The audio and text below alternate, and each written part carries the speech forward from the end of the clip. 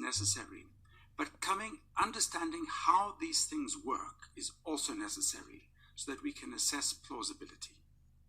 So in our clinical trials, we are actually using relatively small sample sizes. And when we do that, we're at risk of tyranny of small numbers, which is you just need a single case of Wegener's granulomatosis, and your vaccine has to.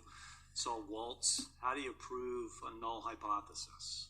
And it takes years and years to try to figure that out. So it's a real conundrum, right?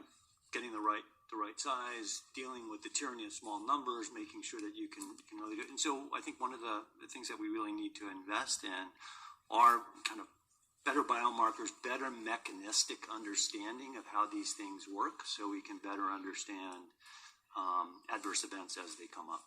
One of the additional issues that complicates safety evaluation is if you look at and you struggle with the length of follow-up that should be adequate in a, let's say, pre-licensure or even post-marketing study, if that's even possible. Because, I mean, one has to acknowledge the longer you follow up, the more you perhaps see adverse events that have nothing to do with the adjuvant vaccine combination, but maybe, again, coincidental. But the problem is, how do you deal with that data? And again, as you mentioned, pre-licensure clinical trials may not be powered enough.